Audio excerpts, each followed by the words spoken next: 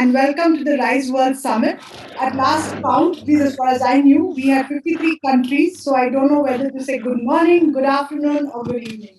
But in whichever part of the world you are in, it's all good. And welcome to the Rise World Summit once again. And to this roundtable that we are co-hosting with the Climate Action Network South Asia. Really, really pleased and proud to do that. Uh, as a very first step to make sure we all get a chance to really get to know each other quickly, identify each other, and connect as soon as possible on chat as well, may I request everyone to please rename your name? I'm going to do it for myself as well. Your name, your city, because we do want to see what is the kind of mix in the room, and then, of course, the name of your organization. Yeah. So just quickly, we could do that. Be really awesome. So that's Karen for me, Mumbai, and either city or country is perfectly fine. And then, of course, your organization, which is IDO Pro. So that's it from me. And very quickly to get this started, I just want to kind of say that we have a very very special guest today to set the context for this roundtable. So I am with not much ado, very quickly invite him to do so.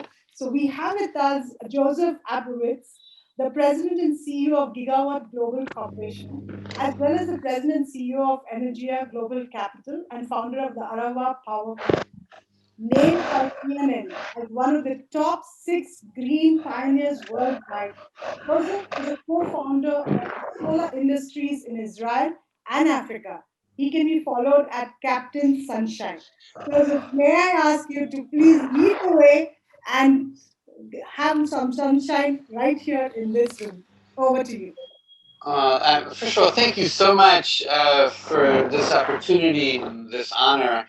And it's not about me leading the way. I think the tone of the rise on this notion of a global relay. I think we're so keenly aware as never before about how interconnected we truly are. Right? Everyone is sort of living their own lives, involved in their own issues. And climate, for those of us who are climate activists who are here, we knew it was a global issue. We knew that you needed a global solution, but we were a tiny minority, and that's I think one of the reasons why it's good to join together and to reinforce each other. But I think what's happened with COVID is that how is it possible that something that happens on this side of the planet, this mutation over there, this virus over there, now can change an entire economy, an entire health profile, and half a planet away. And so, I have a friend who says that COVID is just a fire drill, right? A wake up call, a fire drill for climate change. And we now all have this global awareness, but climate change isn't going to have a vaccine. I feel very fortunate. I'm able to have flown from Jerusalem to here, Monrovia, Liberia, and that was possible because of a vaccine that I received in Jerusalem that was manufactured in Chicago. All right, the Pfizer vaccine. So this notion of a great awakening, and then the relay, 53 countries at least, where we've never met before, and somehow our values and our awakening, has risen, in a way that we can find each other and we can reinforce each other and we can learn from each other. We can inspire each other. My journey for the last 15 years is SDG 7 and 13, right? Renewable energy and climate action. And I was fortunate to be on the negotiating team at Paris, and there I want to say I felt it was miraculous. It's 40,000 people, and another kind of great awakening that was there. But the world moves slowly, and so only now we're starting to see you know, kind of and we had a delay in America, and as a dual citizenship citizen, I'm embarrassed about what the last 4 years have meant for all of us, right? How disheartening is that? Now we get to party. I mean, really, the Biden Harris platform, which I'm also fortunate I had some input on, is one that we can all use. That we can all use as a base, as an inspiration. Like there really is a new global momentum. Not even because of the pandemic, but I think because of this additional global awakening. I had set out to do two things, and with that I'll close. One is there's a region of the south of Israel, for those of you who know the Bible, the Red Sea, up to the Dead Sea. And we had, this is just one piece of learning, is don't be afraid to be audacious. So we set out a goal of 100% daytime solar for that region, including the port city and the factories and the communities all along there. By the end of 2020, 100% solar daytime. And everyone said that was going to be impossible. The grid can't handle it. It's not economically viable. There's no precedent worldwide. Well, for all the things we're trying to do, there's no precedent because there hasn't been this kind of crisis, in the climate. And even though it was, for all reasons, impossible, we've just celebrated 6 months straight of that region being, I think, the first region that is 100% daytime solar powered. By 2025, it'll be day and night. Now, that's like, that should be enough in a sense because we need positive models, right? But so much what's happening also in the world of climate, and this I really do want to say, India taking a huge lead. There's so much, that and maybe it's my Western education or center view. The EU is great. That's where we're finding leadership when America has failed, right? But what about the developing world, right? What about the poorest people on the planet who may have access to power, but it's diesel. It's the most polluting and most expensive power on the planet. And indeed, 9 to 10% of the electricity in the world is powered by heavy fuel oil. Well, I'm here in Africa, and timing was fortuitous when you reached out. I was like, I don't know if I can do it. I'm going to be bopping around the continent. So we did the first utility scale in sub-Saharan Africa and Rwanda, doing 6% of their power. We're about to, please God, interconnect in Burundi to do 15%. I'm fighting like hell here in Liberia. I don't know why it's so hard, but we should be able to get to about a third of their power, with the rest being mostly hydro. So they actually have a chance to go towards that 100%. And so, climate activists, audacious friends, we can win this. I know we can win this. Each of us is a small point of light, but by bringing us all together the way you have, Karen, you and your friends and your leadership and this platform and world consciousness, we will rise and we will win. Thank you so very much, Joseph. I think that was really inspiring as it is critical to hear and know and take us forward. And the reason I really asked you to talk, normally I do the housekeeping first and then and explain the flow of the round table first before I ask the context to be set. But I did want you to speak because I knew you exactly set that inspiration to make people think further. And so this is really what I wanted to kind of get going when we get started. So very quickly to explain how the roundtable flows, yeah.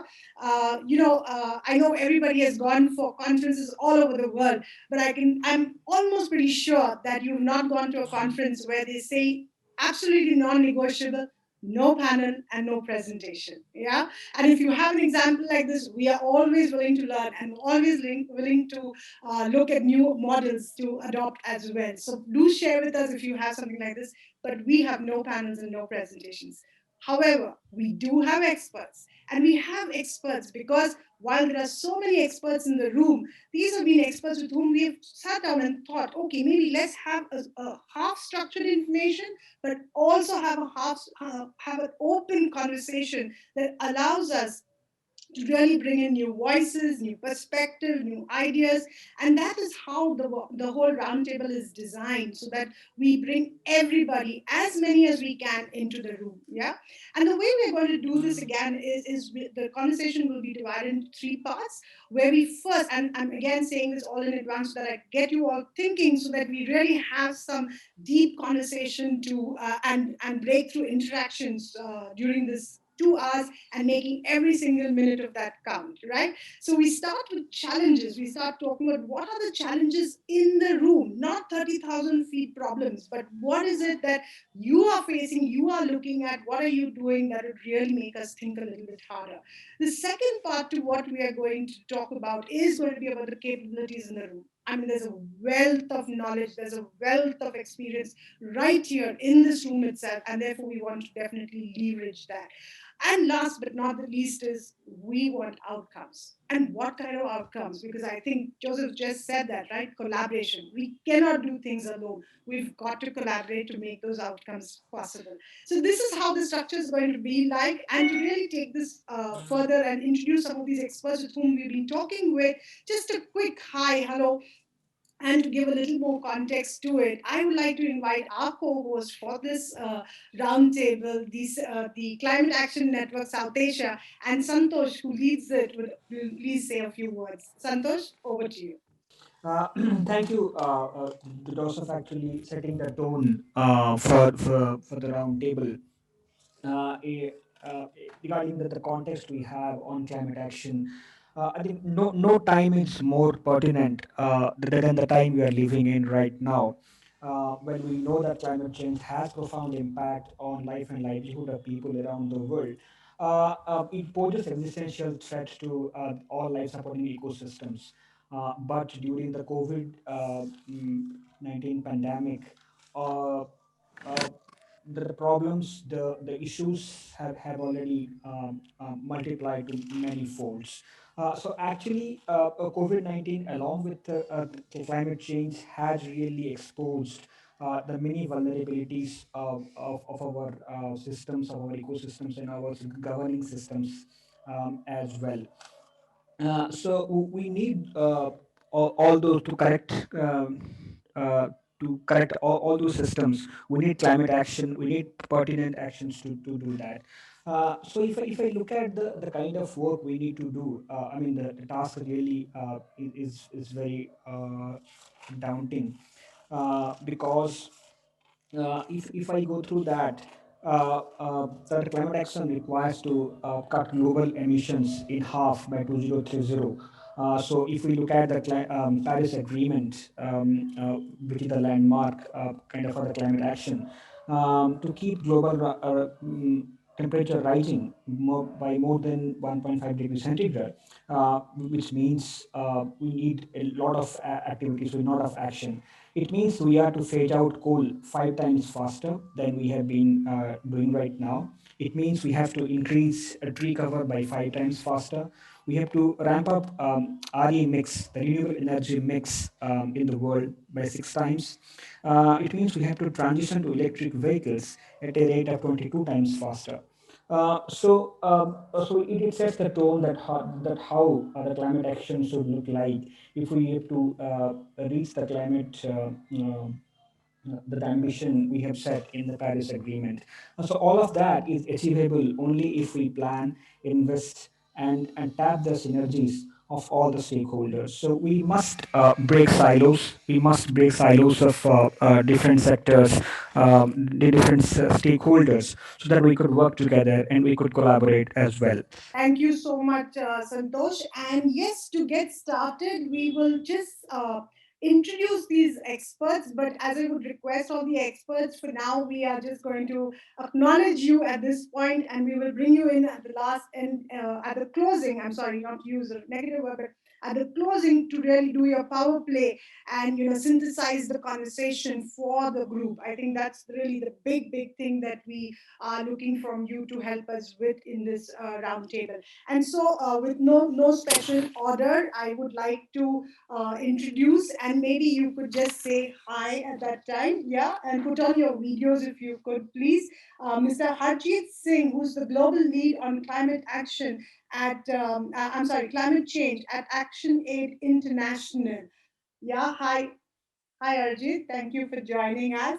Manjit is the head of LDC support team at Climate Analytics and is based in Kathmandu, Nepal. So, can we have Manjit, please?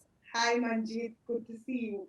Uh, Golam leads the Climate Bridge Fund Secretariat at Bangladesh Rural Advancement Committee, BRAC, as we all know it as. So, do we have Golam with us, please? Yes.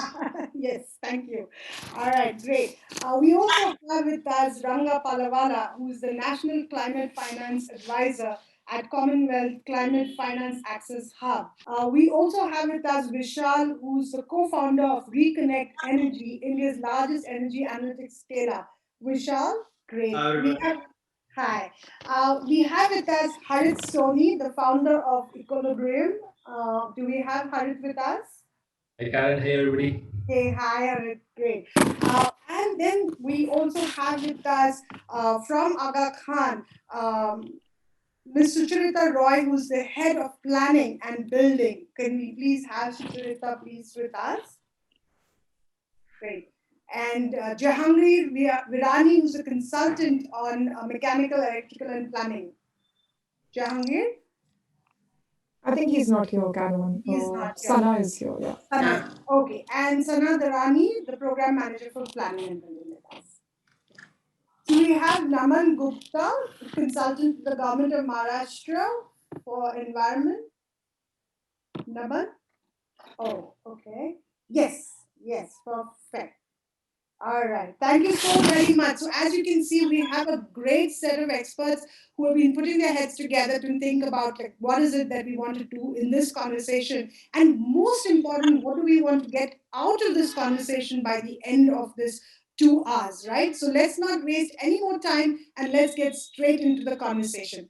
I'm again reminding everybody this is a round table. Round tables have no beginning, no end, no corners. Okay, and so therefore there is nobody who's sitting in some hierarchy at the end of one table and the rest of us at the other end. This is your round table. Please make use of it to its maximum.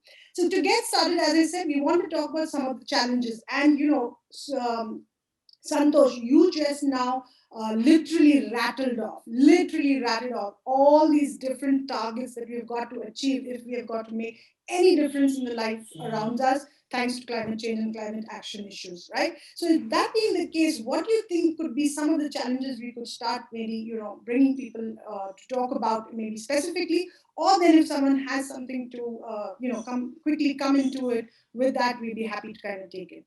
Santosh, over to you. I think we have multiple challenges in the room. If we think about, we have issues of biodiversity loss due to climate action, due to climate change. We have issues regarding the climate-induced migration, which is quite um, visible in South Asia right now. Recently, Cancer and Accelerate International, along with Bread for the World, has studied climate-induced migration in the region, and we know that by 2030, around 63 million people are vulnerable, are prone to migrate from their homes. So yes, we have quite a number of issues, starting from biodiversity loss to productivity loss in agriculture to the most extreme when adaptation fails and people have to leave their houses and go beyond. So yes, I invite all the attendees to come forward and say their opinion, what kind of issues they are now facing while they're working in the field of climate change. Thanks, Santosh, for starting with that point. But I just want to again maybe fine tune and really have some laser focus on what are the specific challenges we are facing in our own initiatives, in our own projects, in our own work, in our own geographies. Because I'm saying this because we want to have outcomes that allow us to actually maybe do something with it or find solutions for it, right? Hopefully within this room or from outside. So the more specific we can get about the kind of problems and challenges we're facing, the more I hope we'll be able to identify solutions to go with it. So, yes, I would love to hear if any of the experts or the room at large would like to come up with a point to talk about. Sure. Yeah, Mr. Kumar. Good afternoon, everyone. Climate issue is indeed a very pressing issue which is being highlighted. But excuse me, one thing which I would like this panel and the larger audience to ponder about is why are we hell bent on maintaining this lifestyle? Santosh talked about decreasing coal production fivefold, increasing EV production, increasing electricity generation from renewable. All this is only going to make the situation worse because you will first need to mine all those resources to produce these avenues for producing energy. If you need to build 22 times more EV, you need to mine that much more lithium. If you need to cut down, if you need to get renewable energy through solar, you need to first mine silica for making those solar cells. Instead of that, a more feasible and sustainable option would be degrowth. Can we look at living a more frugal lifestyle or talk in terms of responsible growth? Move growth to those geographies where growth actually makes sense. Instead of making in China and taking it back to Europe, which adds to climate change, make in Europe. Why do you want that India should be the manufacturing hub for the world, or why should China be the manufacturing world for the hub? Because what is happening is the environmental laws in Europe are much stricter compared to India or China or anywhere else in the world. You can never produce it more environmentally, economically anywhere else than in Europe. Yet we do it, and that worsens climate change. The impact on climate is increasing rapidly. Instead of that, go back to a simplistic lifestyle. Do we really need all these so-called necessities that we are living with?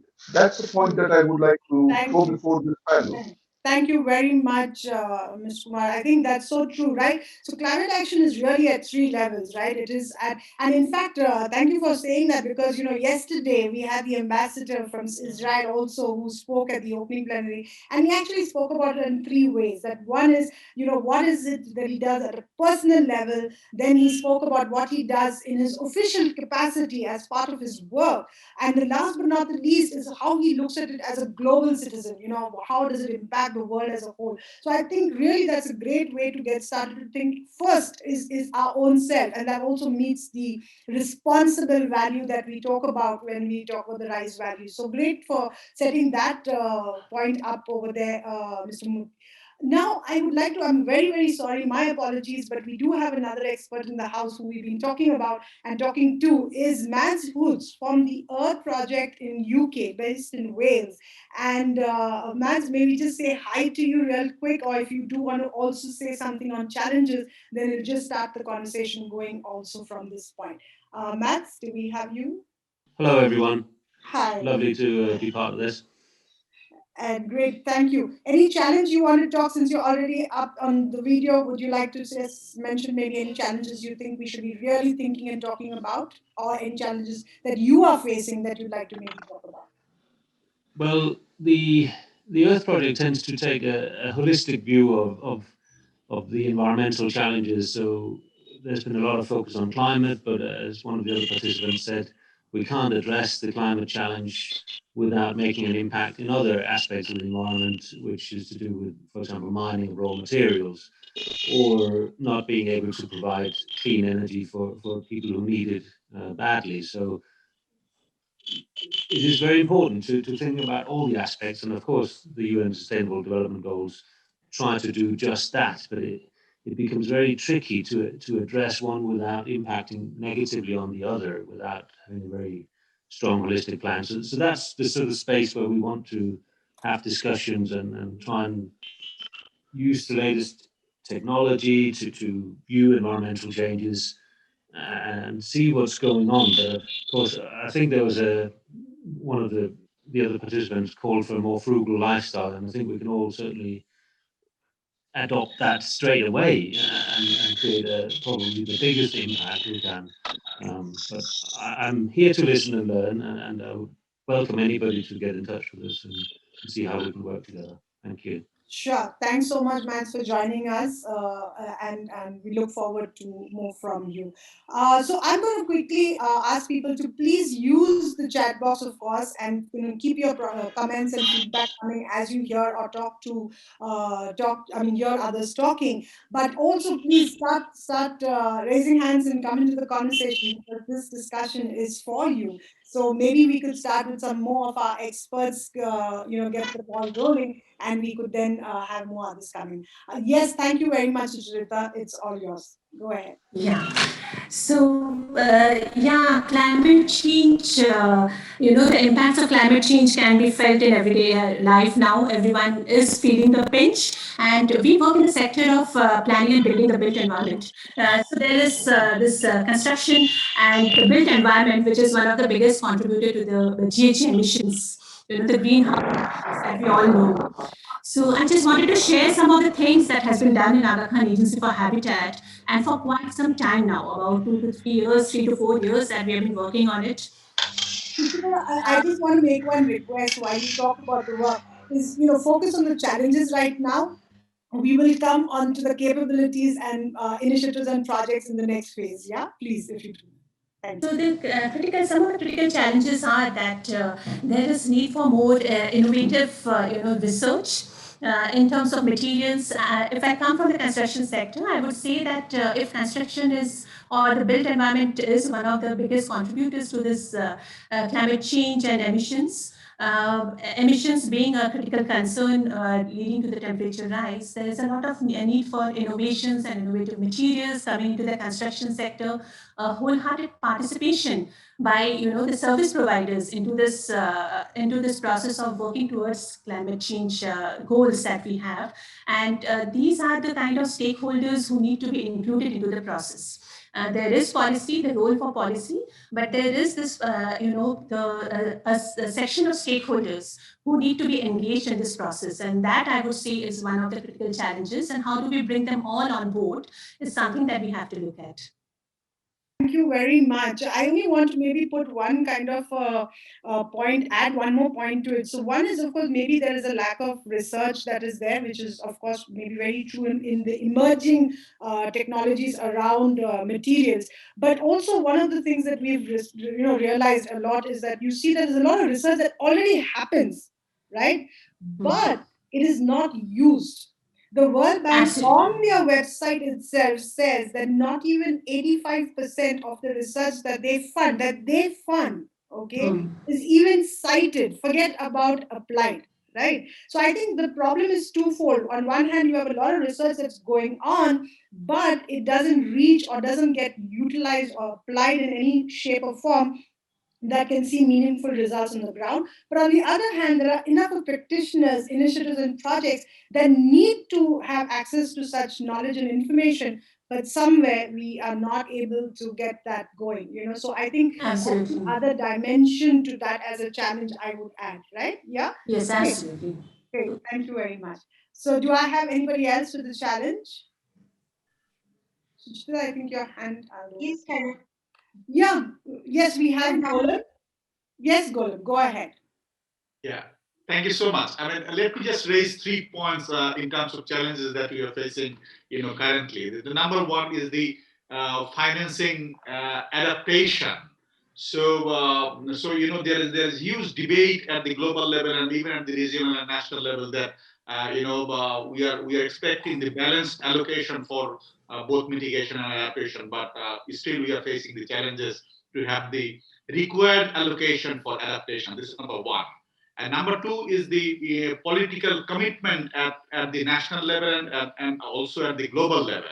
I mean, if you do not have the political commitment, real commitment, then it's very difficult to plan the adaptation and resilience for the communities on the ground. This is second point. And the third point is the transparency and accountability that we are discussing since quite long at both provider end and also at the recipient end. So the developed countries or development partners are contributing for adaptation actions and resilience building, but there are questions that how much money that they are providing and how much money that we are receiving in the different vulnerable countries, for example, LDC. So these are the 3 points that I want to raise as a challenge, for further discussions. Thank you so much. Thank you so much, Golam. Santosh, I'm wondering if maybe you could kind of respond a little bit to what Golam said, and then maybe we go to the next something next on this. Absolutely. I think these are the key three challenges which we face at subnational level and also at the national level. And I think if I give numbers for financing adaptation, I mean, the adaptation costs are really mounting, and the adaptation finance is really lagging behind. So if we put down a number to that, I think annual cost of adaptation, for example, for the is going to quadruple by 2050. The current cost of adaptation is around $70 billion. So by 2030 it's going to be 140 to $300 billion, and by 2050 it's around close to 280 to 500. So that's numbers are coming from the adaptation gap report 2020, and these are really huge numbers, and we are sure that the adaptation finance is not where close to the money we have, what developing countries are getting. So it's really a pertinent a challenge which Gulam has Rabani sir have just noted down. Yes, political momentum, political commitment is the key to drive climate action. Uh, we take part in climate negotiations, and we see how countries are really talking to each other and fighting over few words in the negotiating text. Similarly, the transparency and accountability are also a big question. Members are really very even negotiations are still going on, that how transparency could be maintained. The MRV in the climate agreement is still going to be finalized. So these are all very debating, very controversial aspects of climate negotiations, and also very important for climate action as well. Thank you, Gulam sir, for identifying them. Yeah. Great, thanks, Santosh. I just want to say something to the room. I said I don't want you to accuse me later on that I ask our experts to speak all the time. Yeah. So if anybody else would like to come in, please do come in. Others, of course, I am going to hopefully get my experts to be speaking over here. But I'm really, really hopeful that we are going to hear voices from right across the diverse gathering that we have right now over here. So, Manjit, why don't you please pick up the next point that you'd like to share with us? Thank you very much. Greetings from Nepal. It's really good to be in this very interesting combination that we have in terms of the organization of the discussion. Really appreciate this innovative approach. Let me only pick on one challenge, the challenge related to the short-term benefit versus the long-term gain. This, to some extent, also linked with the capacity gap, the understanding in many of our countries. If I just pick two examples on this, one related to mitigation, carbon reduction.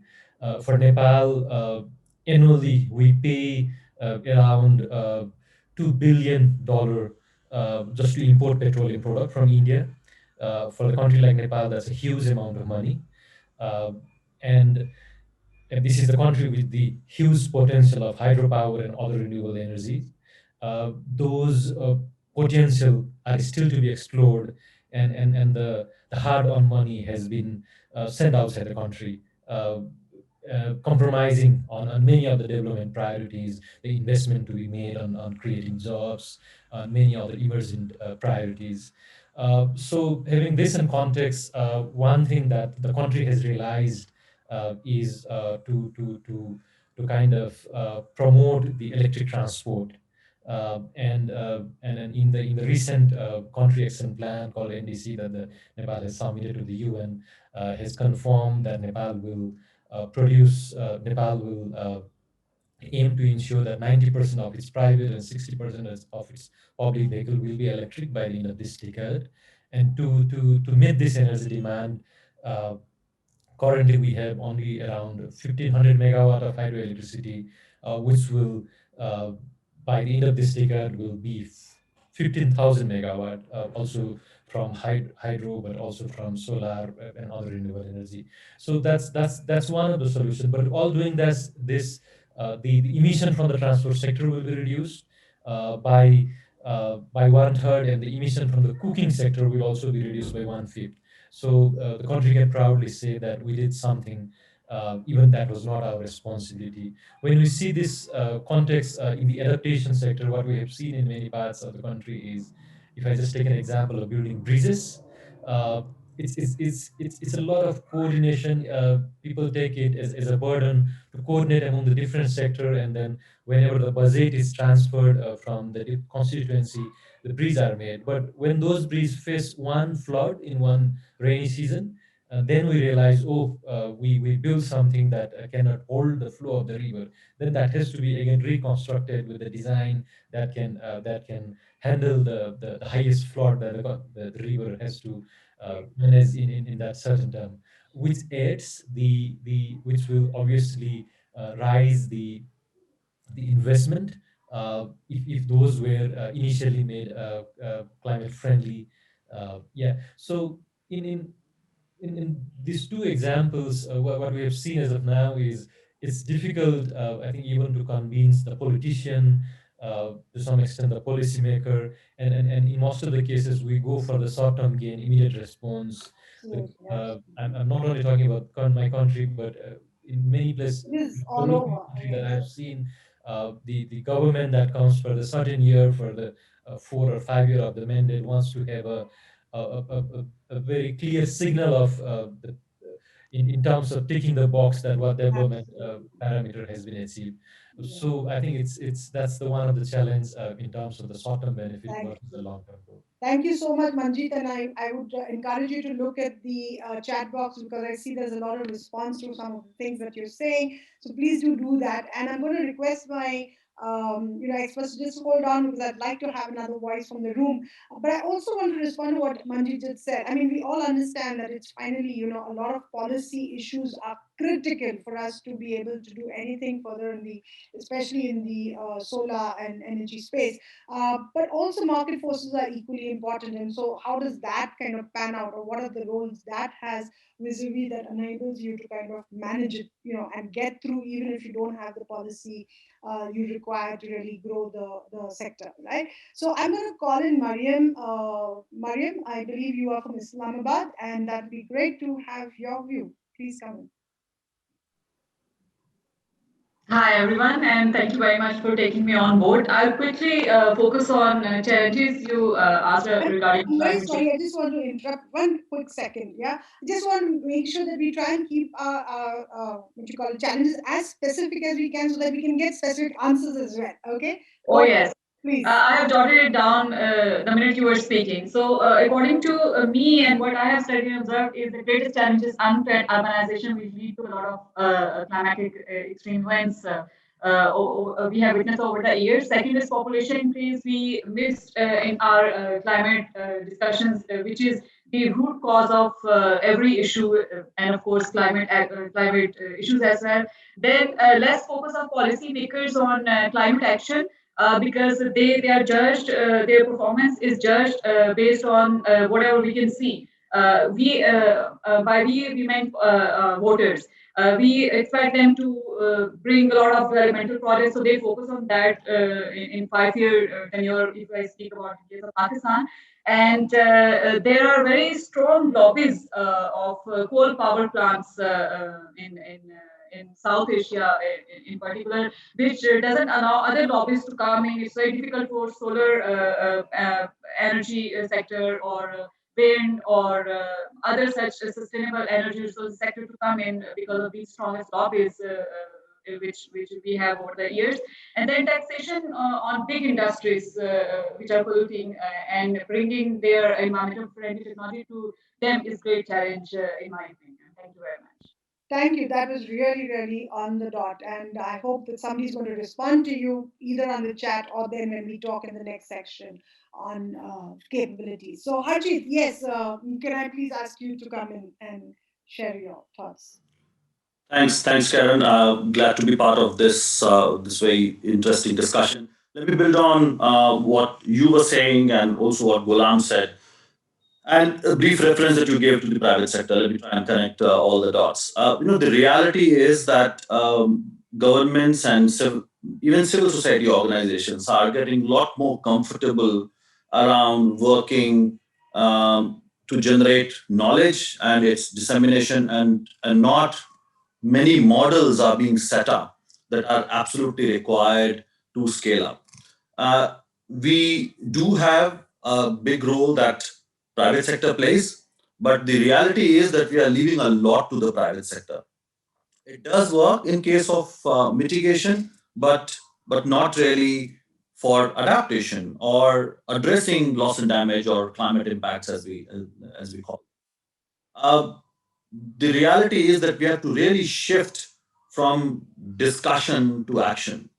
The challenge is so huge, and there are many new challenges that we are facing. And if I talk about sea level rise or ocean acidification or increasing pace of desertification, the reality is that we know little about these challenges and the scale at which they are hitting us. So the whole global community doesn't have solution, which means we have to try our hands. Even if we don't get it absolutely right in the first go, let us do something and not just keep talking about the issue. So we have to really move towards action. There is no shortcut to success. We have, if we really want to scale up climate action. So what does that mean? If I come to the specific, building local capacity, we are not doing that enough. We are not identifying how we can do much more bottom-up planning, how we can empower communities, district level officials. The plans have to emerge from the ground. It's not happening, particularly in case of dealing with climate impact. I think that should be our absolute priority.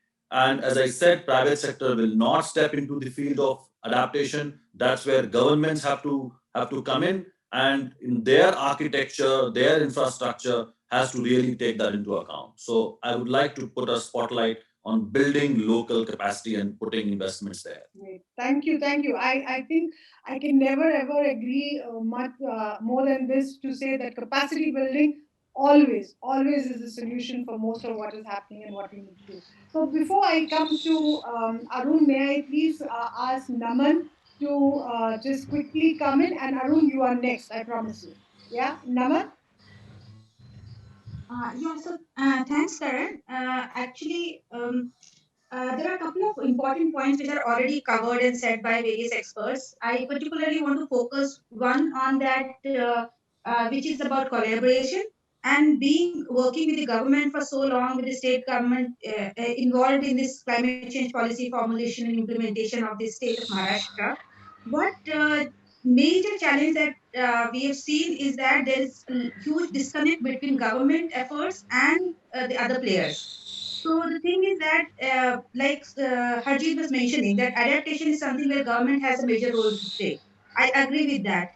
But the challenge itself, it is that government does not have that kind of capacity and understanding of how to really go about it. So mainstreaming climate change into the overall developmental work is the way forward, which people can look at. And the other thing is about scaling up. That's the other challenge. So there are good practices which are there documented, which we can really witness and those are available at pilot scale, whether those are done with support from international bodies or through climate funding or by some private sector or NGO. But then after has successful demonstration of those pilots, scaling up is not happening. And I do agree that government has a role to play in scaling up as well, but other players have to join in. From the previous experience, I've seen that the both parties, whether it's private sector is hesitant in working with the government, and government is hesitant in working with the private sector to support their initiatives. So there's a huge gap in there where people have to really start talking to each other, uh, finding out what are the hitches, and then working towards solutions. Thank you so very much, Naman. I'm going to call in Arun. Actually, we have so many experts in the room. I'm almost embarrassed to say that there are some experts not. So Arun is from Bayer, and Arun, please, may I have your views as well, please. Keep on.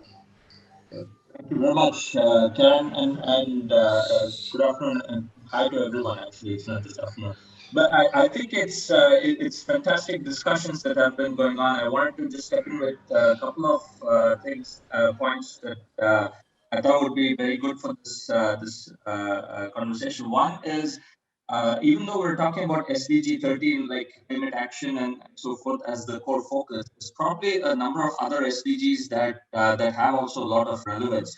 When you think about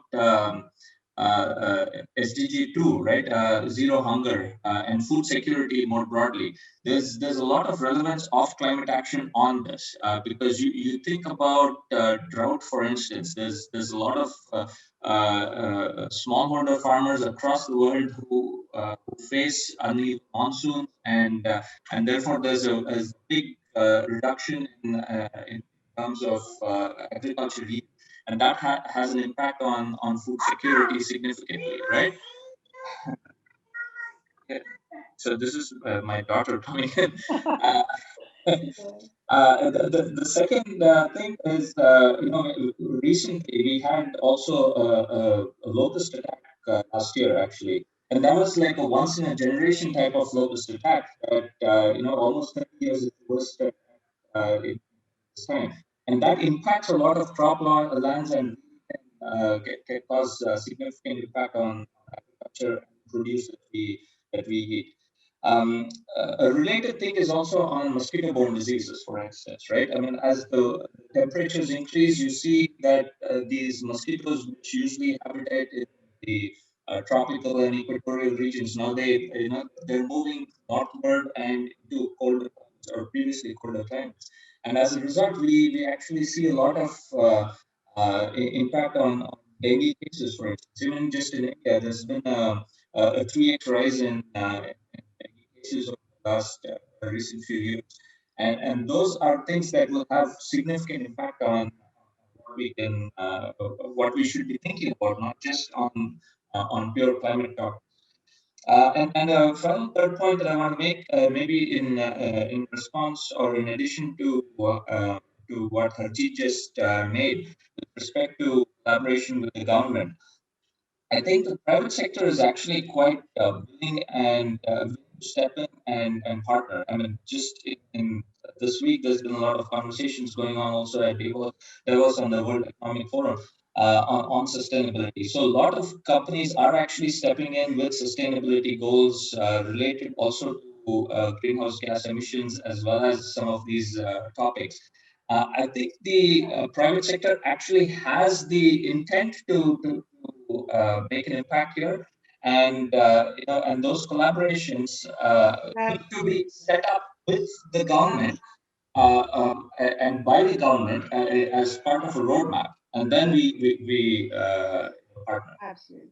Thanks, Arul. Good to hear a corporate voice over here and a very positive one at that. So very, very happy. I do want to quickly, let you know we are having a agri supply chain roundtable right after this one, and I would definitely encourage you to please be a part of that as well, and anybody else in the room, of course. But do definitely consider that. So thank you for bringing in that perspective. And yes, you're right. World Economic Forum is happening, and I've had a tough time getting some people to come here because they're like, Kiran, we've got to be there as well. Can you imagine competing with that? No way. So thank you very much for being here, and really do appreciate you adding that perspective to the work. Santosh, what do you think? How have we got so far? We've already used up an hour. Did anybody realize an hour has gone past? And how many of you switch off your video and mics within 15 minutes of a panel of a webinar or a panel discussion? So I guess this shows the power of conversations, right? Santosh, please over to you to take the conversation forward in a new direction, please. Absolutely.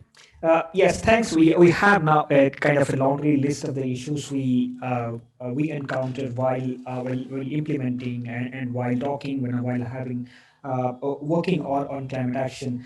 And Karen, and we have another expert I forgot to mention in the beginning. I apologize for that. We have Vasita Vijay Naike from Sri Lanka, who has been working quite extensively in different sectors. She's from Sri Lankan Trust, and she's the leading CEO of our organization.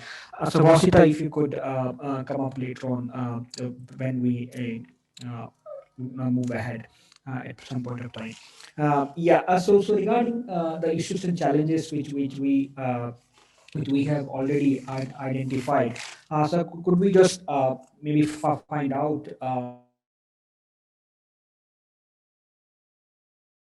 what would be the potential and for that we need capabilities within the room and beyond to solve that. It is a emerging country. We have multiple issues and we have also the advantage of talent to come across different adaptation solutions, different mitigation solutions, which are addressing these issues in a very comprehensive manner. We have several projects are being implemented in countries by cancer member organizations and also at the private sector. So we have different capabilities. It could be financial, it could be human resource. So I would like to address. I would like to talk to members that what will be those capabilities required to meet those issues and challenges which we enumerated just now. It could be financial, it could be political, it could be um, urbanization, it could be climate-induced migration. Yeah. Thank you very much. Yes, I think we should now start looking. Okay, we already have Vishal over here, and we are now, folks, into the capability section. As Santosh said, we've had some challenges that we've identified, but now we want to know what are you doing? What are the possible interventions, solutions, innovations that we think in the room and out of the room? So, your knowledge of out of the room also becomes really beneficial for all of us right here so that we can find answers to challenges. Vishal, over to you. Yeah, hi. So, good morning, good afternoon, and good evening to everyone, whatever applies. Right. So when it comes to sustainability, and there are a few very clear macro level trends that are evolving. If you look back just last few quarters or just 3 or 4 quarters, what has happened is the richest man or among the richest man in US is Elon Musk, EV car maker. The businessman who made most of the wealth during pandemic is Gautam Adani on one company which generates electricity from renewables. And you go a little east towards China, a water bottling company creating another billionaire. I mean, among the richest in the world. So I think the trend is very clear. You focus on the core issues. I mean, the sustainability will be solved, and the market is already valuing that. Right, and the another testimony of that is look at all the oil and gas company stocks world over. I mean, not only in India, also in US and Europe. I mean, all big oil and gas companies they're so much devalued now because the markets are no longer willing to touch. I mean, the conventional companies. Coal India is the case in India as well. Coal India, ONGC, take any names. So, from the point of view of sustainability, I think the direction is very clear world over, and this is a very fundamental trend evolving globally. What problem I see during the transition is that the transition is very rapid, and there are plenty of assets. I mean, be it mobility or the generation or distribution, those assets have been built for say several decades as shelf life, and the trend that we are seeing right now is too fast to wait for those assets to complete their full life cycle. So what we are going to look at as a system is that while the new set of ecosystem players, be it electric mobility or distributed energy resources at a distribution grid level, or at a large scale grid integrated solar or wind projects, the transition will be so rapid it will leave carnage across multiple sectors, be it coal, be it oil and gas, be it conventional generation, And the issue what we'll see here is you know, will again be linked back to the investment that would have come from a lot of public funded companies, right? A lot of public money would kind of get, you know, uh, they lose its value in such a rapid proportion. While the wealth creation would happen only in few pockets with the new trends that are evolving. And you can again say that it's the technology which is driving the change. So if you have to moderate this whole pace and see that the older assets are kind of still viable to sustain, sustainability is not only about adding new assets, right? It's also about utilizing what you already have and invested upon. And I think that's the fundamental area where a lot of hand holding and innovation needs to happen, and a lot of technologies and technology oriented interventions are required. Great. Thank you very much, Vishal. Yes, I think I would like to hear more on clean tech, very definitely, and innovations in any space at all. So, would be great to hear if someone would like to come in on that. Anybody to share with us? Okay. Come on, are you just being modest or what is it? You don't have something to share? I don't think that's possible. Okay, Sana, thank you very much. Do come in, please. Yeah. So, Karen, we're talking about the capabilities, right? Yes, that's right. Okay. So, what you So, within the Agency for Habitat, we feel community awareness and action, kind of mobilizing people at the ground level is essential. And that's the way we've been trying to address climate change adaptation and mitigation. So whether it's, creating awareness and also giving technical support to do rainwater harvesting or install rooftop solars and even review the new houses that are being built so that they reduce the kind of energy consumption by having a passive design, like, daylight and natural ventilation can be incorporated through a good design. So in the long run, these houses are at least not adding to, the grid consumption. And an other way is through tree plantation, and this, we feel that is a way of carbon sequestration. But in this, it's not just the government who you can partner with, like, to kind of get avail saplings, but also the corporate as well can do an offset. So the CSR is a good medium to kind of and get to the funds required. And to roll it out, we have to mobilize the community through plantation drives, and that's what within the Agency of Habitat we've been able to do over the last 5 years. So thank that's, I think, the capabilities. This is how we can build within the great. organization. Great. Thank you so very much, Sana, for sharing that with us. Absolutely. Falguni, yes, please do come in.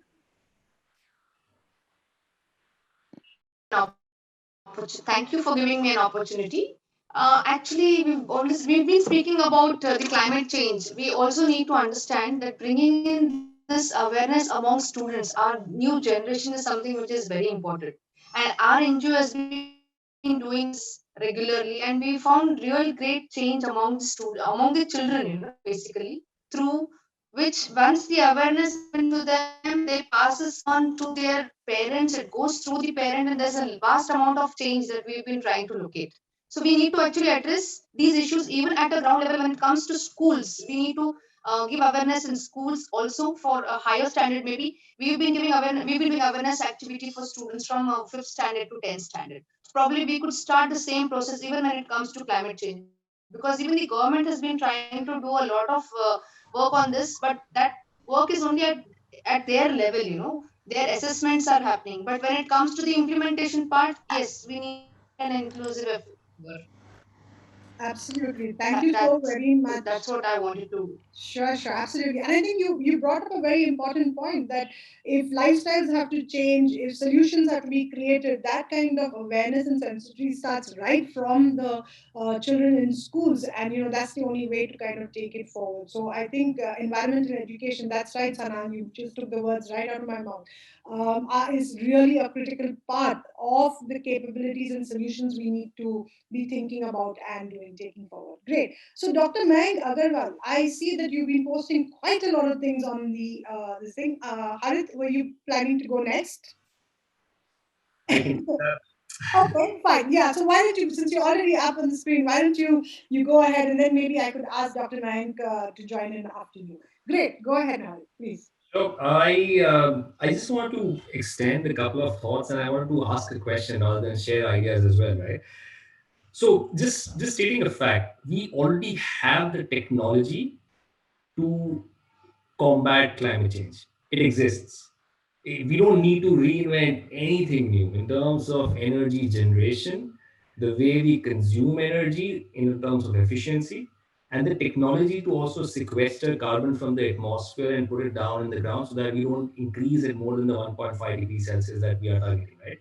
That already exists. So there is no need to potentially do new technology development. And I was having a chat with a leading MIT researcher who was doing economic research on climate change, and he said there are around 8 technologies which, if we deploy at mass scale, the Pareto principle kicks in that 20% of effort will take care of 80% of the climate change impact. Right, so it's we don't need to reinvent the wheel. We don't need to do anything.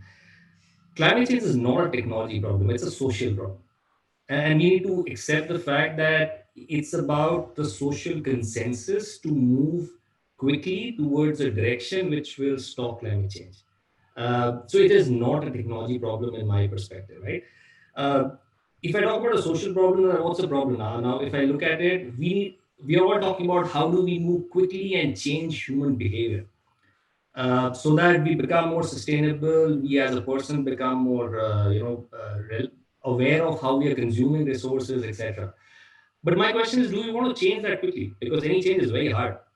And if you want to change the way, as Vishal was mentioning, for every solar plant that is set up, that gas plant or the conventional energy plant resources become obsolete, which means there are 5 jobs generated here, but there might be 10 jobs which are let go in somewhere else, right?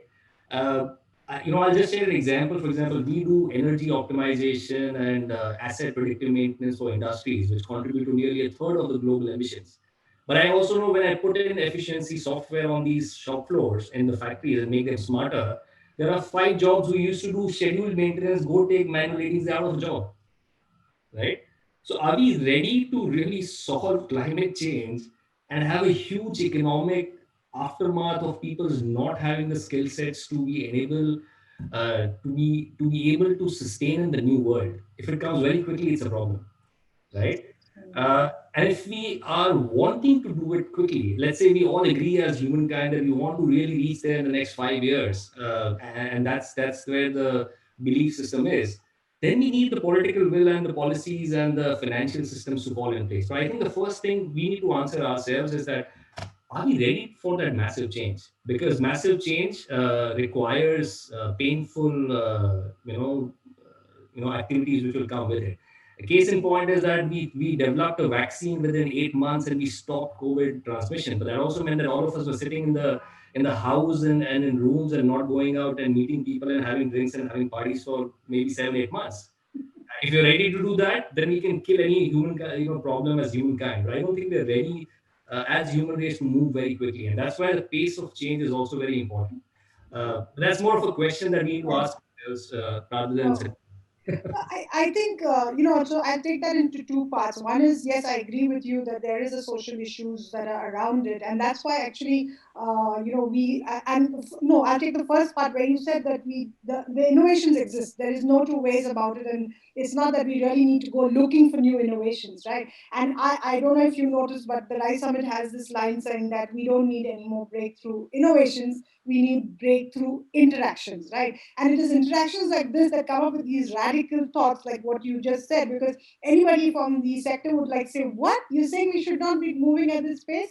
And definitely, Joseph would be just saying, "Is this is not audacious enough for me?" Right? So you do have, and you need to have those kind of balancing thoughts and those balancing kind of interactions so that we can find solutions that can protect, allow us to do both.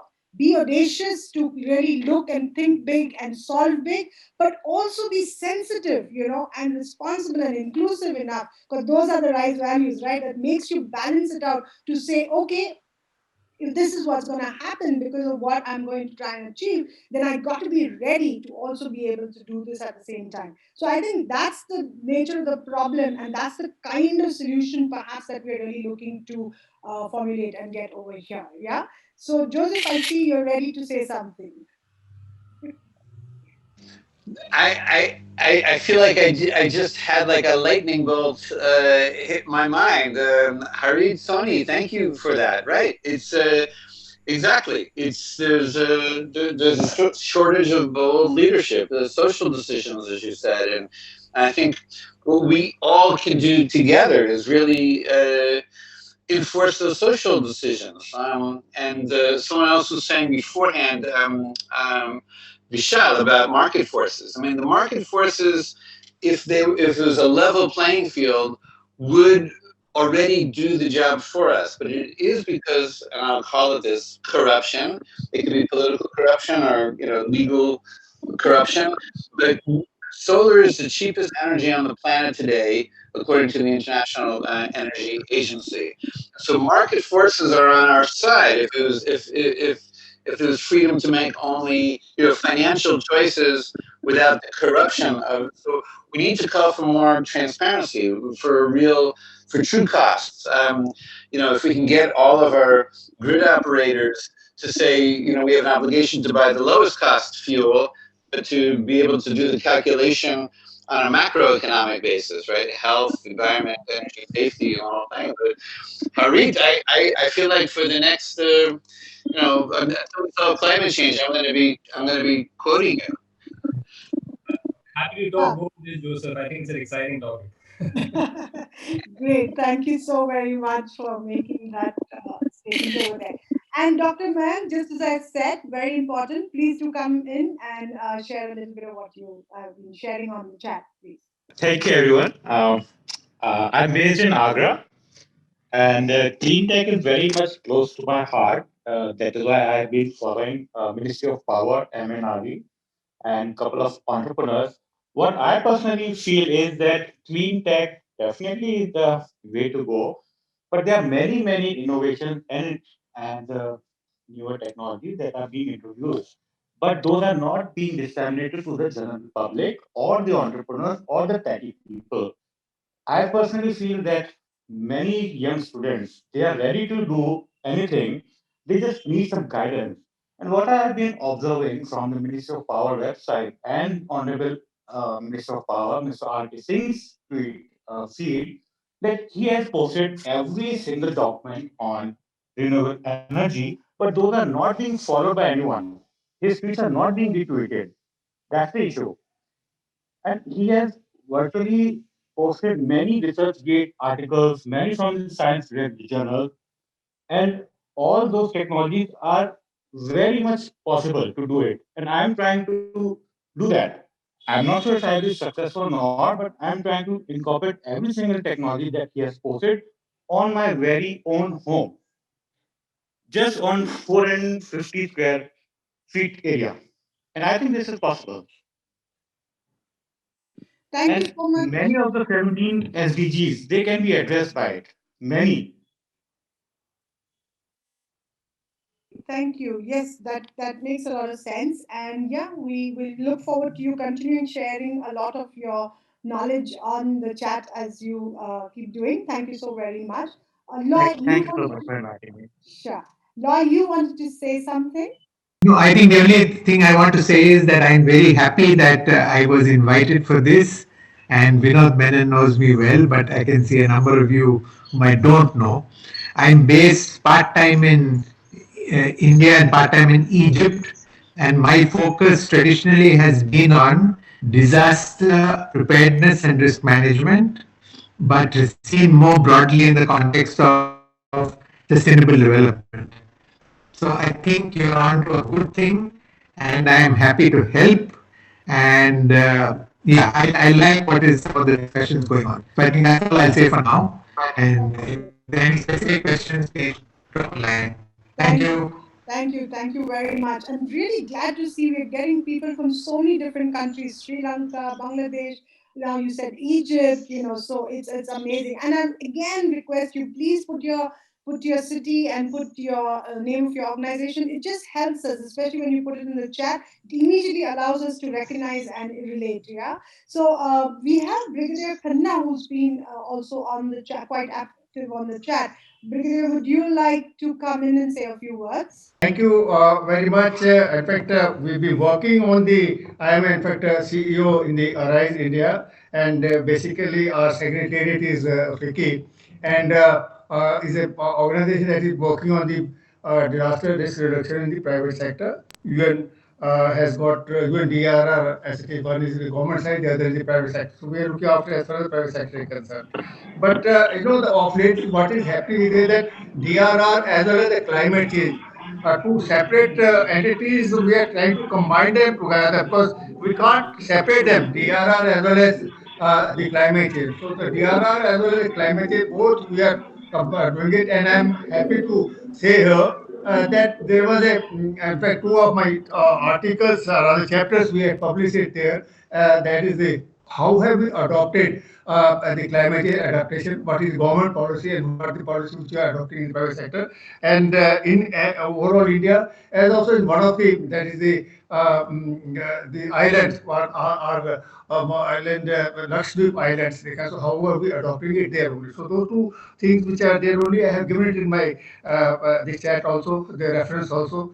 Anybody who would like to have a look at it, we can go a little detailed introduction. But the climate change is one thing which is very, very important, and we have to take care of it. In fact, and we cannot distinguish between the DRR as well as the climate change. Although even at the international level they are combined together, but recently, of course, I'd like to announce here that the MOU has been signed between the MAMI, that is the UNDRR, as well as the climate change chief. Both of them, it was done on the first of this month only. So, in from future onward, you will find there the DRR as well as the climate change adaptation combined together doing it there only. So, let us do it even at the national level. We are trying to do it in the private sector in India. That's what will be there. That's all. I have any other query which I got it, we'll be able to do that. Thank you very much, Brigadier. And I'm sure the wealth of knowledge you have will be really appreciated by a lot of people in the room. And I hope they connect with you, post the session as well to take some of that from you. Now to kind of go ahead, I'm looking at who do I this thing. We also have Risto from Geneva over here. And Risto, would you like to say a few words? Santosh, I will just come to you just right after this. Right. Yeah, Risto, go ahead, please. Hello. Yeah, I just wanted to say it's been really good to hear all these perspectives from around the world. And yeah, it's great to learn to learn people's views and challenges, the way people have addressed these challenges. I just want to echo something that Sana mentioned before, and also Sucharita started to talk about the built environment. So the Aga Khan Agency for Habitat, we work a lot to improve people's habitat across several countries in South in South and Central Asia. And the built environment contributes to a big part of emissions, about 40% of global emissions, and it is really important, a really important part of the solution as well as the challenge. So this is, I just wanted to highlight the importance of this. We are dealing with various new.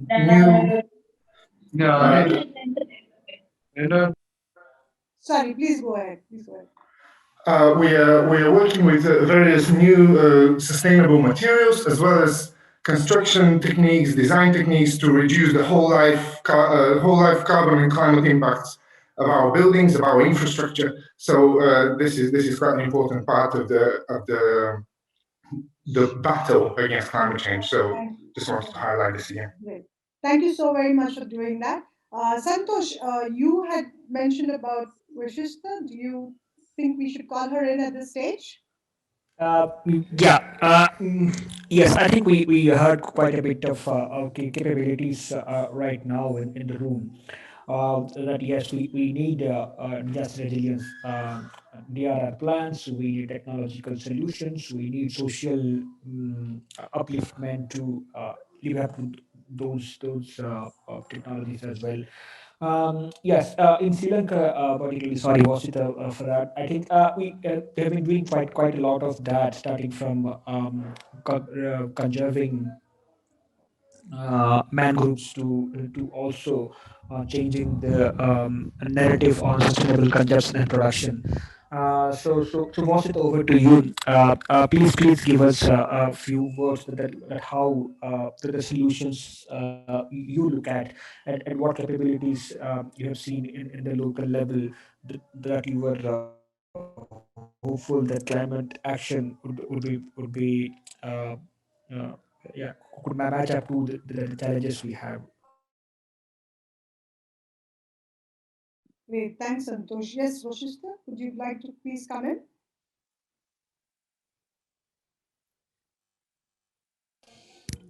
Yeah, I could see Professor Menon raising the hand. Sir, could you please go on? I'll just correct with. Yes, Professor Menon, please.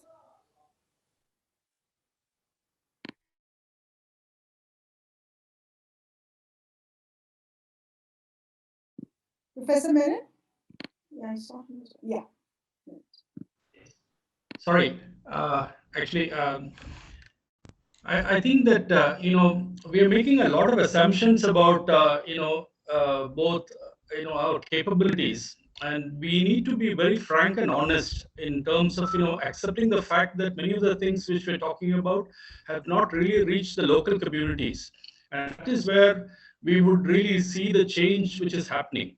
If you're talking about uh, the way in which emissions are happening, if there has to be an energy transition, we will need to really take away the current behavior patterns of using wood, using coal, using ash, and using charcoal, and using cow dung cakes and all for cooking, heating water, and all that in the rural areas where millions of people are actually depending on these kind of solutions.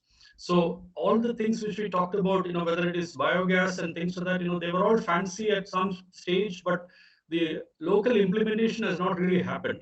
I think we need to question ourselves as to why is it that these in spite of the fact that these are eco-friendly, these are low cost, these are sustainable solutions, why is it that they are not being accepted?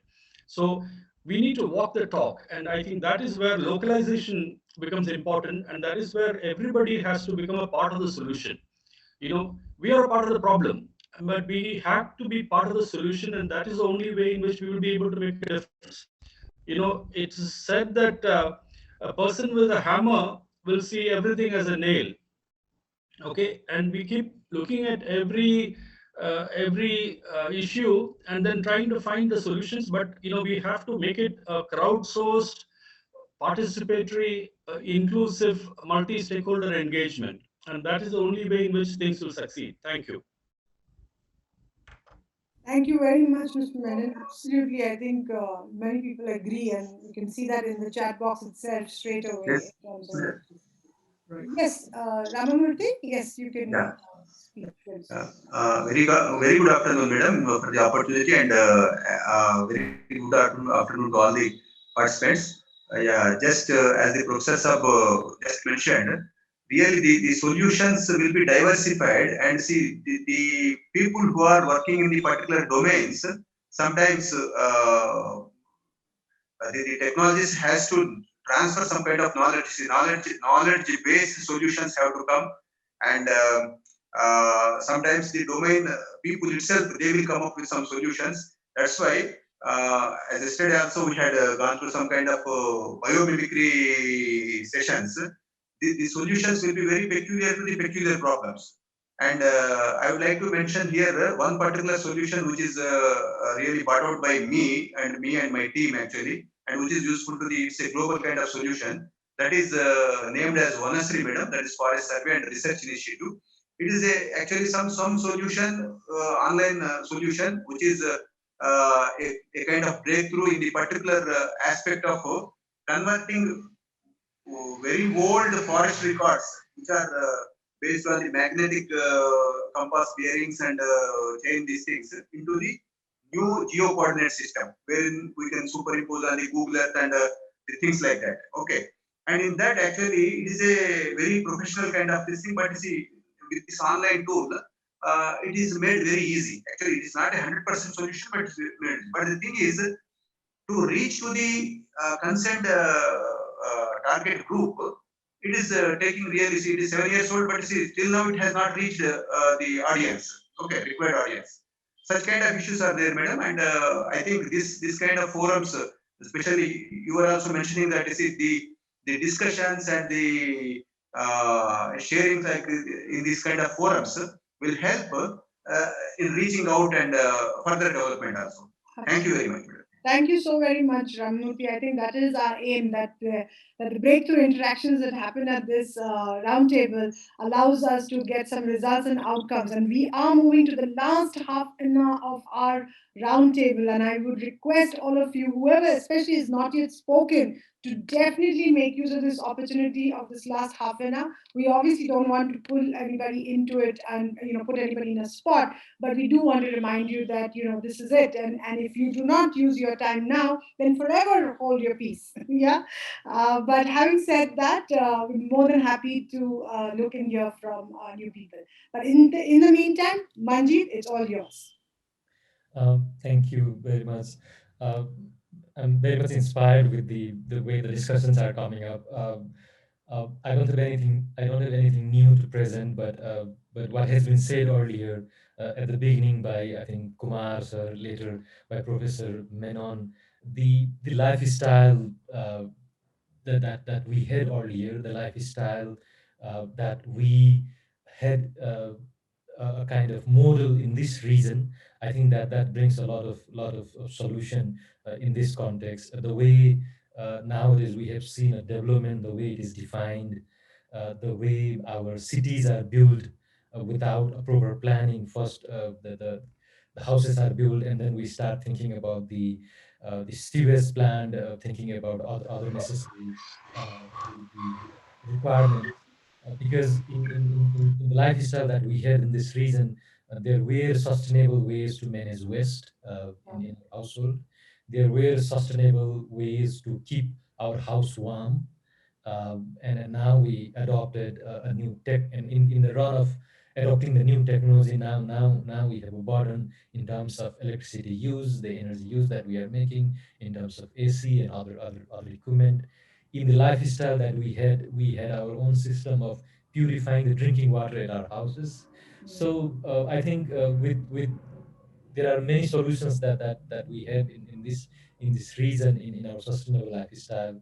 So Great. it So is a Manjeet, discussion about the technology, but let's right. also reflect back what we already had. So just Absolutely, supplement what absolutely. has been said earlier. Thank You're you. absolutely right. We already do have things lying with us, and which is why we said, you just need the breakthrough interactions to make something happen. And that's why we're going to the last part of what we have as our roundtable is in the form of collaborations and opportunities. So, what are those opportunities that are there, or what are those possible collaborative actions that we can take, or what are the kind of follow-up, outcomes we would like to see, which we could maybe actually take it forward and not just have it as a theoretical exercise, but what can we really, really achieve together and do something together? I'd love to hear now from people who would come up with those kind of ideas and suggestions in terms of taking this forward. This is just the beginning. So, Santosh, you have put your hands up. Yes, please do come in. This is another Yeah. Santosh. Hey, hey, Karen. Thank you so much. And this topic is actually very, very close to my heart. And for the last 3 years, I've been kind of practicing this at a personal level, right? To the extent that we try to make our own soap, our own toothpaste, and take moving away from plastic, right?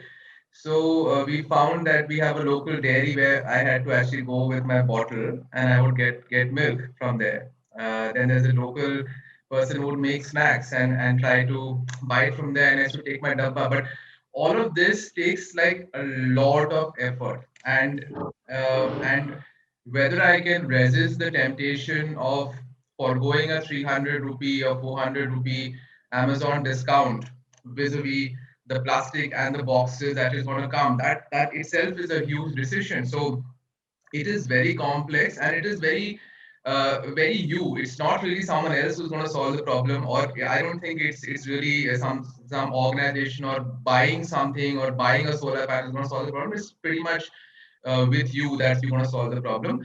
But coming to the action part, I really like the another thing that we should take on is, apart from really speaking about it and being the voice for this, is actually the children, which is a very important point. I think that is something which is an actionable, which at the next level I would like to try to see if that is possible. So just want to share a Awesome, passion. awesome, great. I mean, if we already have ideas of how to take a collaboration forward with someone else, that's awesome news to us already. So, thank you, Santosh, for joining, for sharing that with us.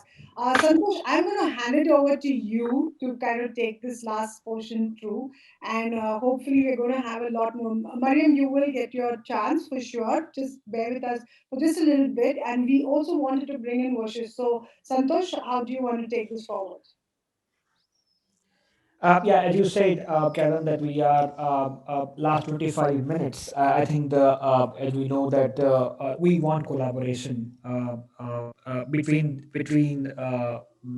panelists who have joined in the room and also beyond that, because only collaboration can solve the issues we have at hand, and also the many solutions we discussed about since 1.5 hours. So what we would like to see is that people connecting with each other and getting the desired solutions to the issues. It could be a technological solution, it could be a human resource solutions, or some kind of help. So we would like to have that collaboration going between participants and beyond.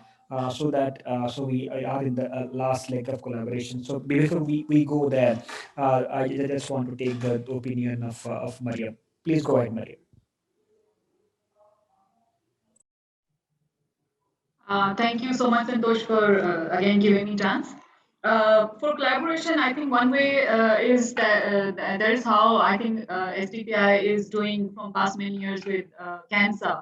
We are a member organization with cancer, and we are doing different projects together. And recently, we are doing a project on climate-induced migrations. This is one way to produce evidence. But in my opinion, I think there is this triangle which we really need to build, which is between civil society, academia, and industry. That linkage is missing. What industry needs is that they should reach out to civil society organization or with ways. And academia should also come in because there are many graduates, even PhD graduates and masters and MPhil students who conduct research, which is on university shelves and libraries, which doesn't reach industry and civil society for making change. We need to build that triangle and remove gaps if there are any. Then I, I have 2 points from the previous section on what we are doing among our capabilities. So SDPI, what SDPI is doing is that we are trying to sensitize policymakers on different issues by making women parliamentarian caucus, which is also on minority issues, which is also on climate change issues, of course. And we do sit with them and we provide them policy and evidence-based research whenever they need and whenever they don't need, but we feel that they should be given advice. And another thing is, and another important pillar really make change is media. And social media has become very relevant in COVID-19. It was pre-COVID-19 as well, but it was not that much active. But now social media is also playing its role.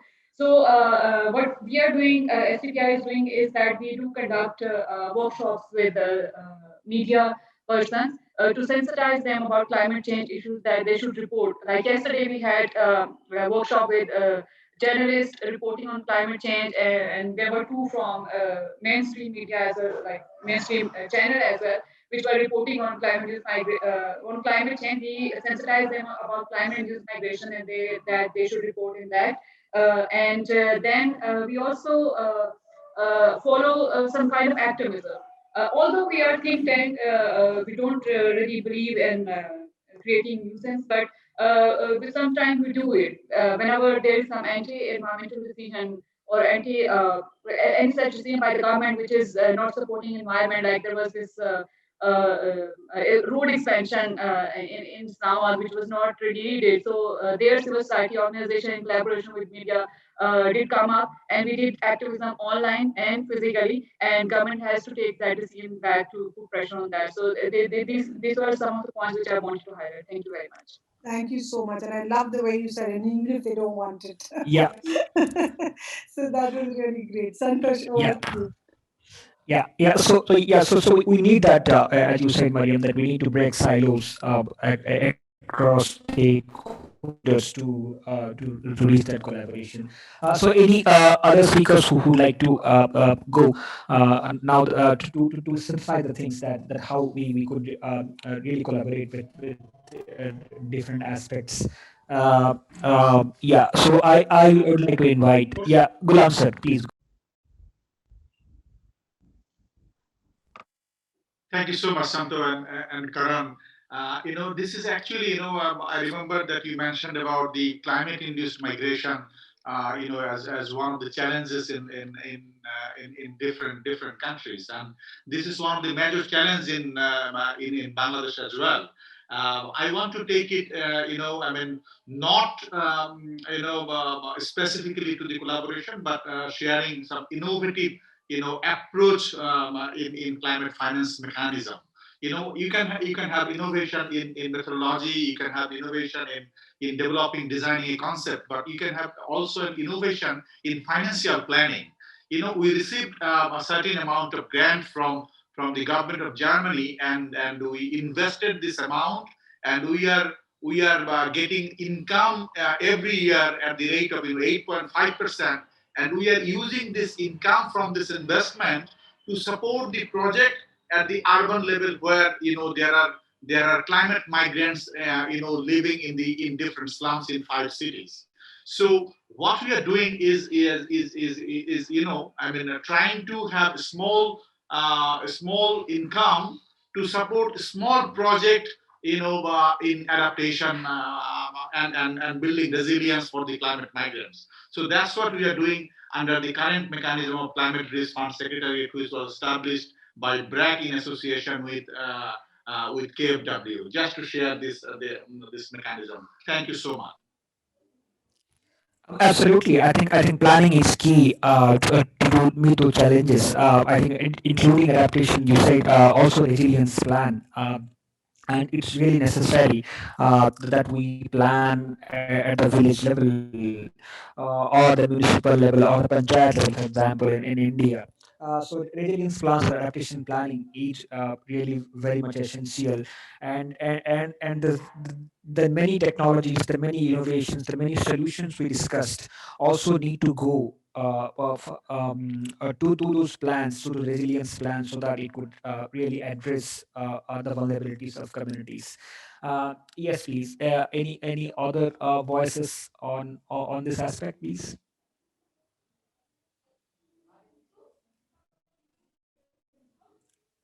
Anyone who would like to talk about that how they could contribute in a big way? Yeah.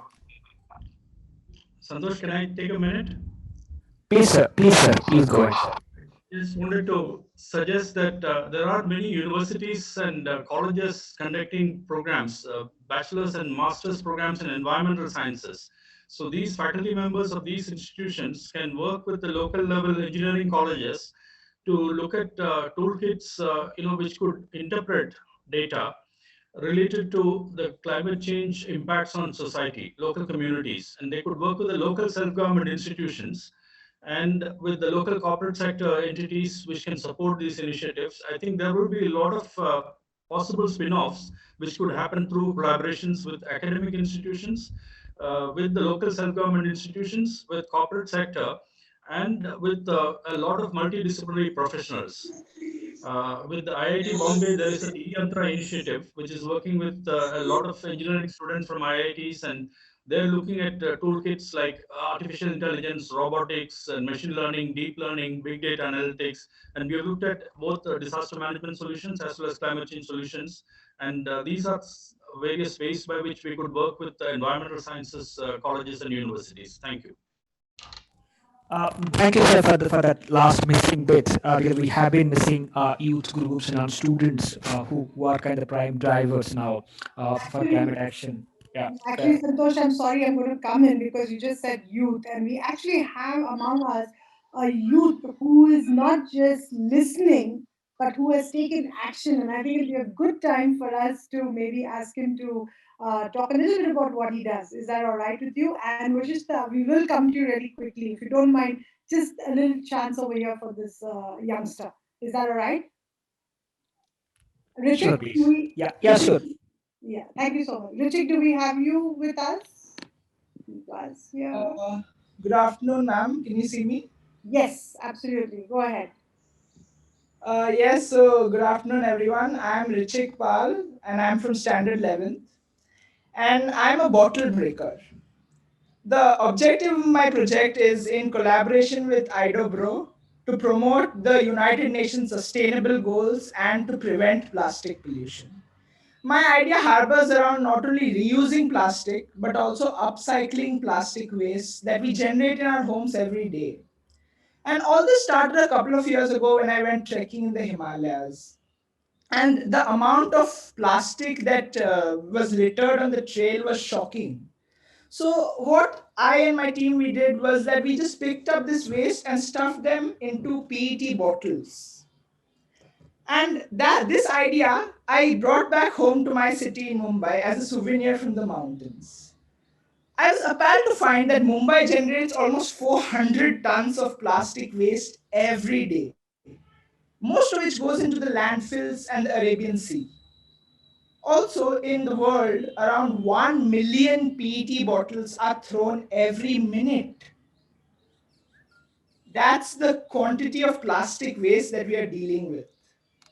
And just a few minutes of our enjoyment of having that Coke leads to these bottles lying in the environment for hundreds of years. So all this led to my idea of bottle breaks. It involves collecting PET bottles and filling them up with dry, clean plastic packets which can be crumpled. And you'll be surprised at the amount of single-use plastic that enters just one of these bottles.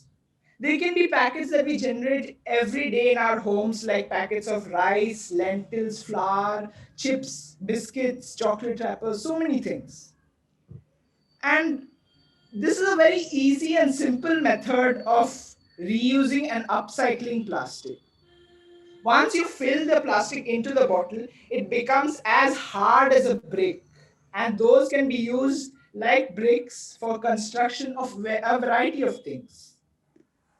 And it's very much doable at our home, considering the situation now that we can't go out in the pandemic or we don't want to touch too much of other people's plastic.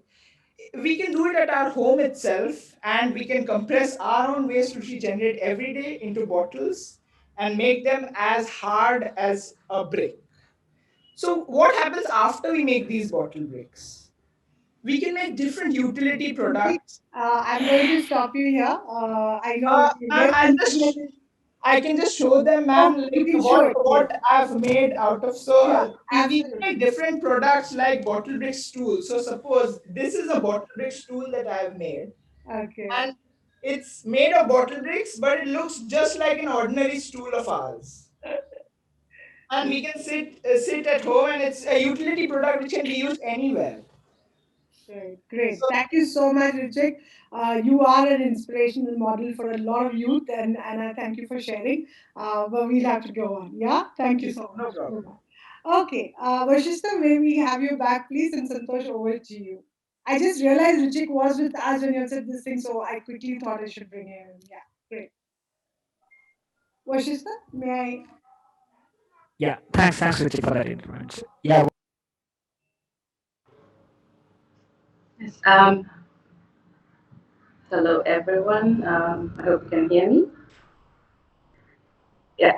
So I'm Wasita. I'm joining from Slack and Trust, based in Sri Lanka at the moment. And just a bit on what we do. We work in Asia and Africa, and we identify ourselves as a CSO think tank. But we have projects on the ground that we do, and we focus on multi-actor collaborations. So something I wanted to highlight about the collaborations is the need to have different actors involved, not necessarily just the industries, but also farmer communities, vulnerable communities involved in the process, so that the actions that we take are more owned by the people that we are targeting as beneficiaries. So in the processes that we have on the work that we do on climate risk assessments and management, so there we engage community at large scale and also youth, and then we also have civil society and private sector involved in the work that we do on conservation and ecosystem. And I feel like if you're working on scaling up climate action, it's essential that the government, the policymakers are part of this process. So we engage with the government, engage officially through MOUs so that the processes are long term and not one offs. And I also wanted to add a bit on collaborations because there are a lot of things. I think Professor Manon also highlighted this. We have a global youth forum that we do, so we did it for the fifth time this year. And there were some panelists or participants who are already registered as mentors. So if anyone's interested in being a mentor to the projects that have been selected, are being scaled up for implementation across countries, do let us know because there are a lot of youth who might need your support in implementing them. We have 4 thematic projects that have been developed based on the applications that have been submitted globally and during the youth forum, and we're looking at people who would be interested in supporting the actions. We have a few registered already, but it's still open. So I'll just add my email address here and would be happy to engage with anyone who's interested. Thank you. Yeah, thanks, Vasita, for that. Yeah. So yeah, anybody else? Yeah, who would like to speak? Because we have another like 9 minutes maybe. So you are almost at the end of the session. So any last voices? I think I'll just maybe do a little bit of Okay. housekeeping really quickly. Maybe you can complete and close, give a closing address on this about cancer as well. And then I will close with a little bit of housekeeping. Yeah, is that all right? Yeah, that would be really great. Yeah. Great. Go ahead. Yeah, so thank you for all the panelists who have participated for the last 2 hours to deliberate on climate action. And we have a laundry list of issues we enlisted, and also we provided a whole lot of solutions for that. So the end of the day, the list of solutions are way more than the problems we have. As someone have already said that we don't have to reinvent the wheel because the solutions, the technologies are already available. And what we need is the behavioral change of communities, of people, and also need a bit of hand holding for the communities who are in the vulnerable group. Yes, we need resources for that. We need human resources. We need financial resources, and we need innovative models to reach out to them. So yeah, those are lacking to the connecting links. We will be able to solve. We will be able to deal with the issues. Uh, yeah, I mean, if talking about the governments,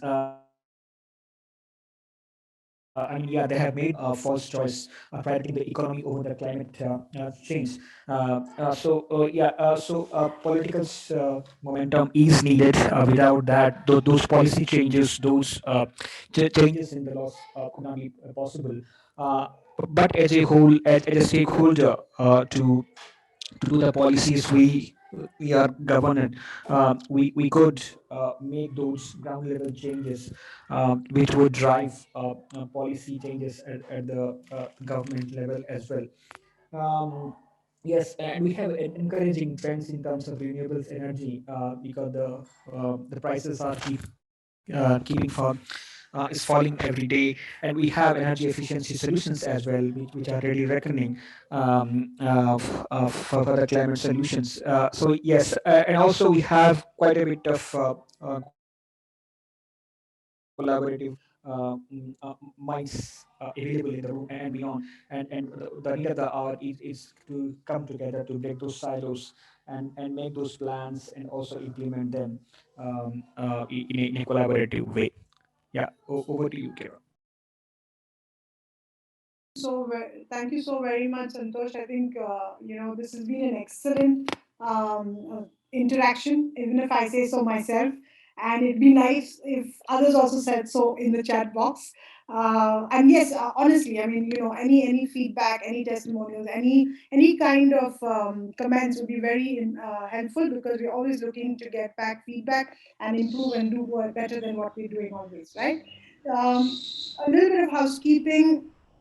As I said, this is a platform, it's not an event, and therefore we want to really take it forward and see how we can continue to be in touch and continue to be, exploring opportunities together. And so for that, we've actually started a LinkedIn group where you can join in, and we will later on. I mean, this will be the core group, and then look at subgroups, which is as per the topics, right? So this would be great if you could join us over there and keep this discussion going. The second thing that we want to really say is that we're doing research on the SDGs, and we would really appreciate your inputs. It's a very short survey. We've got the survey form will be posted right now, and we would really appreciate your help in getting that information back from you. Last but not the least, we have a lot more happening still. We are not yet done. We have an agriculture roundtable right after this program, and I would really urge those of you who are interested in the agri space to join us, because it's also about supply chain. So not so also related sectors to the agri. It would be wonderful to have you with us. Not to mention our grand finale today. We have where we'll be announcing the Glenmark Nutrition Awards, as well as the RISE Awards, including the RISE Global Citizen Award. I would really, really urge you to join us for that and discover who these winners are. Amazing people, obviously, and amazing initiatives who have won this. Last but not the least, we do have Mr. Philip Kotler. I don't know how many Kotler fans in this room over here, but I am a big one.